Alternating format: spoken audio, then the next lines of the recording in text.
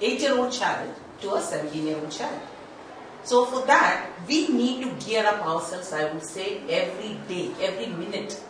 We should understand your problems, your crisis, that how you are managing some crisis, even at home or in the school, and the stress, as you had asked regarding stress, present stress. See, we cannot just take it away. We give you a tablet and take it away. Stress. You have to learn to live with it. So I think as a principal or as a faculty, I should help you to face problems, because some problems or some crisis, you have to learn to live with it. It's a stress, and I think you should take it as in a positive manner. Whenever we want to do well, something, say take this interview. I want to do well, you want to do well. We had a discussion about it earlier. We prepared for it. Why? Because we want to give it the best shot. That's why. When you prepare for the examination, you feel apprehensive. Every one of you feel apprehensive. Right? Why? Because you want to do well. So that is what, every minute in life, we are faced with stress.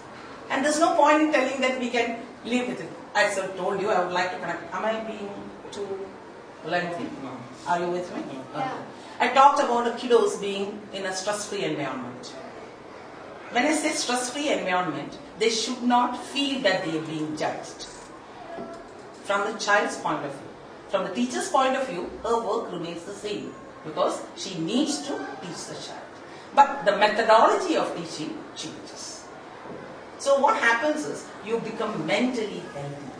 By the time you come to middle school, you learn, yes, I have to write an exam, but how do I write it? Either, is it a monster out there to get me, or I'm getting a chance to prove how much I know. I want to show teacher, ma'am, I've learned this much from you. If that is your attitude, I would say that even though you'll be apprehensive, you will be writing the exam well, and you will come out in flying colors.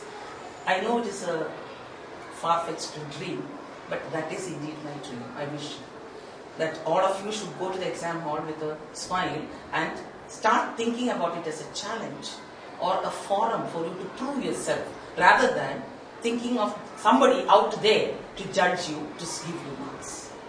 I think I have put everything in a nutshell. If I'm We not. also wish the same lives. All the best. Anyway. Thank you, ma'am.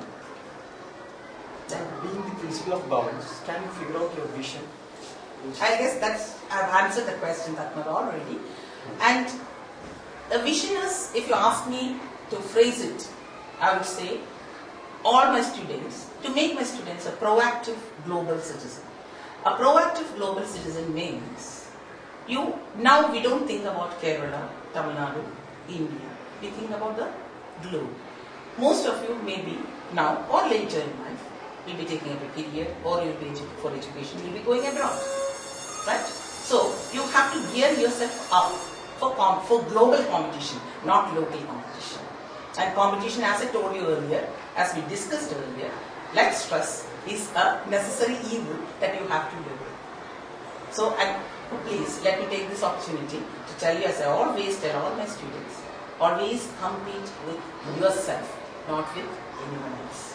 When you compete with yourself, you become a better Tatma, and you become a better Soumya, and I become a better Subhadra. So I think that is what we should all strive for. Thank you very much for giving me a forum to tell my views. Really, thank you very much, and it was a pleasure. Time that is spent. Thank you, ma'am, for giving us such a good opportunity. My pleasure. It was really an eye-opener for us, and I'm sure all the students would be happy to know about your vision. Thank you, ma'am. It was my pleasure.